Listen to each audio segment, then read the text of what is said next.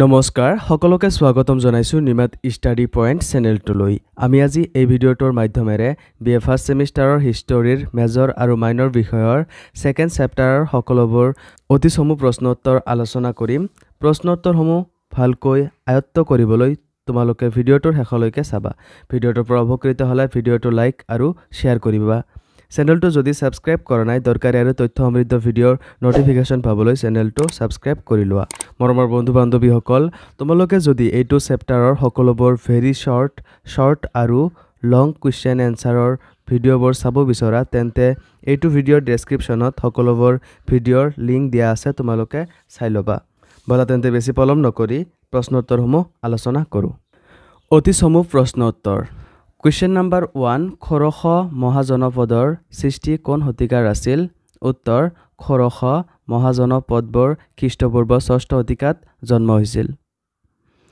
Question number 2 গণসংঘ মানে কি উত্তৰ গণসংঘ হল গণৰাজ্য Question number 3 প্ৰাচীন কালৰ তিনিখন ৰাজ্যৰ নাম লিখা উত্তৰ প্ৰাচীন কালৰ তিনিখন ৰাজ্য হল কাশী কখল আৰু মগধ Question number 4 বিম্বিসাৰ কোন বংশৰ ৰজা আছিল উত্তৰ বিম্বিসাৰ হৰয়াংক বংশৰ ৰজা আছিল Question বালি বুলিলে কি বুজা উত্তৰ বালি মানে হল এবিধ ধৰ্মীয় কৰ Question number 6 গণ মানে কি উত্তৰ গণ মানে উৎপাদিত শস্যৰ ৰজাক দিবলগীয়া অংশ Question number 7 প্ৰাচীন কালৰ ৰাজনৈতিক সংগঠনসমূহক কি বলা হৈছিল উত্তৰ প্ৰাচীন কালৰ ৰাজনৈতিক সংগঠনসমূহক গণসংঘ বা ৰাজ্য বলে Question number 8 বৰ্ধমান মহাবীৰ কিমানতম তীৰ্থাঙ্কৰ আছিল উত্তৰ বৰ্ধমান মহাবীৰ 23তম তীৰ্থাঙ্কৰ আছিল Question number 9 বৌদ্ধ ধৰ্মৰ প্ৰৱৰ্তক কোন উত্তৰ গৌতম বুদ্ধ হল বৌদ্ধ ধৰ্মৰ প্ৰৱৰ্তক Question number 10 হিনজান সকলৰ প্ৰধান বৈশিষ্ট্য কি উত্তৰ হিনজান পন্থীসকলে বৌদ্ধ ধৰ্মৰ পুৰণি ৰীতি-নীতিকে অনুসৰণ কৰিছিল Question number 11 মহাযান পন্থীসকলৰ প্ৰধান বৈশিষ্ট্য কি আছিল উত্তৰ মহাযান পন্থীসকলে বুদ্ধৰ মূৰ্তি সাজি ভগৱানৰ বাবে পূজা অৰ্চনা কৰিছিল Question number 12 প্ৰথম বৌদ্ধ মহামেল ক'ত অনুষ্ঠিত হৈছিল উত্তৰ প্ৰথম বৌদ্ধ মহামেল ৰাজগৃহত অনুষ্ঠিত হৈছিল Question number 13 অশোকে কোনটো পন্থাৰ পৃষ্ঠপোষকতা কৰিছিল উত্তৰ অশোকে হিনজান পন্থাৰ পৃষ্ঠপোষকতা কৰিছিল Question number 14 খ্ৰীষ্টপূৰ্ব 6ষ্ঠ শতিকাৰ গংগা উপত্যকাত কিমানটা ধৰ্মীয় গোটৰ উদ্ভৱ হৈছিল উত্তৰ 60টা ধৰ্মীয় গোটৰ উদ্ভৱ হৈছিল Question number 15 কনিষ্ক ৰজাই কোনটো পন্থাৰ পৃষ্ঠপোষকতা কৰিছিল উত্তৰ কনিষ্ক ৰজাই মহাযান পন্থাৰ পৃষ্ঠপোষকতা কৰিছিল Question number 16 দুজন ধৰ্ম প্ৰচাৰকৰ নাম উল্লেখ কৰা যিসকলৰ লিখনিসমূহ অহিংসাৰ ওপৰত প্ৰতিষ্ঠিত আছিল উত্তৰ বৰ্ধমান মহাবীৰ আৰু গৌতম বুদ্ধৰ লিখনিসমূহ অহিংসাৰ ওপৰত প্ৰতিষ্ঠিত Question number 17 মহাবীৰ কিমানতম তীৰ্থাঙ্কৰ আছিল উত্তৰ মহাবীৰ 24তম তীৰ্থাঙ্কৰ আছিল Question number 18 মহাবীৰৰ আচল নাম কি আছিল উত্তৰ মহাবীৰৰ প্ৰকৃত নাম বৰ্ধমান আছিল Question number 19 কেতিয়া আৰু Question number 19 কেতিয়া তেওঁ মহাবীৰ হয় উত্তৰ পৰম জ্ঞান লাভ কৰাৰ পিছত তেওঁ মহাবীৰ হয় Question number 20 কেতিয়াবা Question number 20 কেতিয়া মহাবীৰৰ মৃত্যু হয় উত্তৰ 72 বছৰ বয়সত খ্ৰীষ্টপূৰ্ব 468 মহাবীৰৰ মৃত্যু হয় Question number 21 জৈন ধৰ্মৰ চতুৰ্থাম নীতি বুলিলে কি বুজা উত্তৰ চতুৰ্থাম মানে হল 4টা নীতি হেইকেইটা হল সত্য কথা কোৱা চুৰি নকৰা অহিংসা আৰু মায়াৰ পৰা মুক্ত হোৱা Question number 22 জৈন ধৰ্ম পিছলৈ কি দুটা ভাগত ভাগ কৰা হয় উত্তৰ জৈন ধৰ্ম পিছলৈ দিগম্বৰ আৰু শ্বেতম্বৰ নামে দুটা ভাগত ভাগ কৰা হয় Question number 23 কোন শ্ৰেণীৰ বাবে জৈন আৰু বৌদ্ধ ধৰ্মবোৰ সুবিধাজনক আছিল উত্তৰ বণিক শ্ৰেণীৰ কাৰণে সুবিধাজনক আছিল। কুৱেশ্যন নম্বৰ 24 কেতিয়া আৰু ক'ত মহাবীৰৰ জন্ম হৈছিল? উত্তৰ খ্ৰীষ্টপূৰ্ব 540ত উত্তৰ বিহাৰৰ সমৃদ্ধিশালী চহৰ বৈশালীত মহাবীৰৰ জন্ম হৈছিল। কুৱেশ্যন নম্বৰ 25 কেতিয়া উৰিষ্যাৰ কলিংগলৈ জৈন ধৰ্মৰ প্ৰচাৰ ঘটিছিল? উত্তৰ খ্ৰীষ্টপূৰ্ব 4ৰ্থ শতিকাত প্ৰচাৰ ঘটিছিল। কুৱেশ্যন নম্বৰ 26 গৌতম বুদ্ধৰ ল'ৰালি কালৰ নাম কি? উত্তৰ গৌতম বুদ্ধৰ ল'ৰালি কালৰ নাম সিদ্ধাৰ্থ আছিল।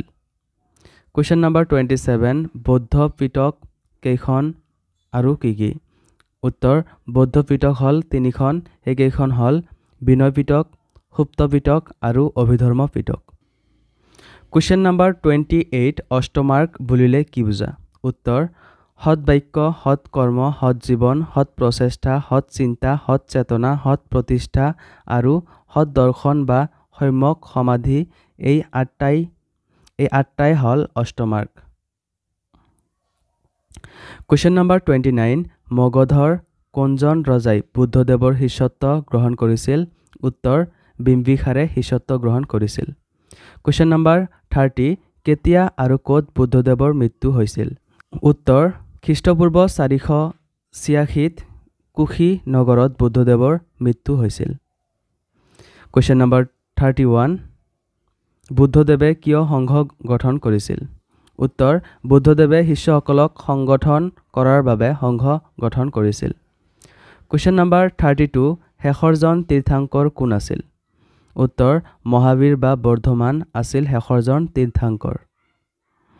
কুৱেশ্যন নম্বৰ 33 গৌতম বুদ্ধৰ জন্মস্থান হ'ল কপিলাবস্ত, বৌদ্ধগয়া, বৈশালী, লুম্বিনী। উত্তৰ লুম্বিনী। কুৱেশ্যন নম্বৰ 34 জাতকসমূহ কোন ধৰ্মৰ পবিত্ৰ গ্ৰন্থ আছিল? উত্তৰ বৌদ্ধ ধৰ্মৰ। কুৱেশ্যন নম্বৰ 35 বৌদ্ধ ধৰ্ম আৰু জৈন ধৰ্মৰ প্ৰধান বৈশিষ্ট্য কি আছিল? উত্তৰ এই দুয়োটা ধৰ্ম ব্ৰাহ্মণ্য ধৰ্মৰ বিৰুদ্ধে গঢ়ি উঠিছিল। কুৱেশ্যন নম্বৰ 36 আজীৱিক ধৰ্মত কি আছিল? উত্তৰ ব্ৰাহ্মণ্য ধৰ্মৰ বিৰুদ্ধে গঢ়ি উঠা এটা প্ৰতিবাদী ধৰ্ম। কুৱেশ্যন নম্বৰ 37 খ্ৰীষ্টপূৰ্ব 334 শতিকাত সংঘটিত হোৱা ইছাছৰ যুদ্ধত আলেকজেণ্ডাৰে কাক পৰাজিত কৰিছিল? উত্তৰ পাৰ্চিয়ান ৰজা ডাৰিয়াছক পৰাজিত কৰিছিল। কুৱেশ্যন নম্বৰ 38 অন্তি কোন আছিল? উত্তৰ অন্তি তক্ষশিলাৰ শাসক আছিল। কুৱেশ্যন নম্বৰ 39 ক্ষত্ৰিয় বা ৰাজন্য বুলি ভাৰতীয় শাসকসকলক কোনে গণ্য কৰিছিল? উত্তৰ ব্ৰাহ্মণসকলে গণ্য কৰিছিল। কুৱেশ্যন নম্বৰ 40 মৌৰ্য বংশৰ প্ৰতিষ্ঠাতাজন কোন? উত্তৰ চন্দ্ৰগুপ্ত মৌৰ্য হ'ল মৌৰ্য বংশৰ প্ৰতিষ্ঠাতা। কুৱেশ্যন নম্বৰ 41 নন্দ বংশৰ শেষৰজন ৰজা কোন? উত্তৰ ধননন্দ আছিল নন্দ বংশৰ শেষৰজন ৰজা। কুৱেশ্যন নম্বৰ 42 অৰ্থশাস্ত্ৰ কোনে ৰচনা কৰিছিল? উত্তৰ অৰ্থশাস্ত্ৰ কৌটিল্য বা চাণক্যই ৰচনা কৰিছিল। কুৱেশ্যন নম্বৰ 43 কৌটিল্যৰ আন এটি নাম কি আছিল? চাণক্য। কুৱেশ্যন নম্বৰ 44 মেগাষ্টিনিছক কোনে ভাৰতলৈ পঠিয়াইছিল? উত্তৰ গ্ৰীক সেনাপতি চেলুকাছে মেগাষ্টিনিছক মৌৰ্যৰ ৰাজসভালৈ প্ৰেৰণ কৰিছিল।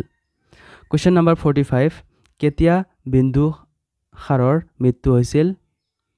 উত্তৰ খ্ৰীষ্টপূৰ্ব 272ত বিন্দুসাৰৰ মৃত্যু হৈছিল। কুৱেশ্যন নম্বৰ 46 মৌৰ্য বংশৰ শ্ৰেষ্ঠ ৰজা বুলি কাক কোৱা হয়? উত্তৰ অশোকক মৌৰ্য বংশৰ শ্ৰেষ্ঠ ৰজা বুলি কোৱা হয়। কুৱেশ্যন নম্বৰ 47 শাক্য বুলিলে কি বুজা? উত্তৰ শাক্য এটা ক্ষত্ৰিয় বৰ্ণ। গৌতম বুদ্ধ শাক্য বংশৰ লোক আছিল। কুৱেশ্যন নম্বৰ 48 ইণ্ডিকা নামৰ পুথিখনৰ ৰচয়িতা কোন? উত্তৰ মেগাষ্টিনিছ আছিল ইণ্ডিকা নামৰ পুথিৰ ৰচয়িতা। কুৱেশ্যন নম্বৰ 49 মুদ্ৰা ৰাক্ষসৰ ৰচয়িতাজন কোন? উত্তৰ বিশাখা দত্ত হৈছে মুদ্ৰা ৰাক্ষসৰ ৰচয়িতা। কুৱেশ্যন নম্বৰ 50 চেলুকাছ কোন আছিল? উত্তৰ চেলুকাছ আলেকজেণ্ডাৰৰ প্ৰধান সেনাপতি আছিল। মৰমৰ বন্ধু বান্ধৱীসকল তোমালোকে যদি এইটো চেপ্টাৰৰ সকলোবোৰ ভেৰি শৰ্ট আৰু লং কুৱেশ্যন এনচাৰৰ ভিডিঅ'বোৰ চাব বিচৰা তেন্তে এইটো ভিডিঅ'ৰ ডেছক্ৰিপশ্যনত সকলোবোৰ ভিডিঅ'ৰ লিংক দিয়া আছে তোমালোকে চাই ল'বা চ' আজিলৈ এইখিনিয়ে আশা কৰোঁ এই ভিডিঅ'টোত তোমালোকক সহায় কৰিছে যদি ভিডিঅ'টো ভাল লাগিছে তেন্তে এই ভিডিঅ'টোত এটা লাইক আৰু তোমাৰ বন্ধুবৰ্গৰ সৈতে ভিডিঅ'টো শ্বেয়াৰ কৰি দিবা চেনেলটো যদি এতিয়ালৈকে ছাবস্ক্ৰাইব কৰা নাই তেন্তে প্লিজ চেনেলটো ছাবস্ক্ৰাইব কৰি দিবা ধন্যবাদ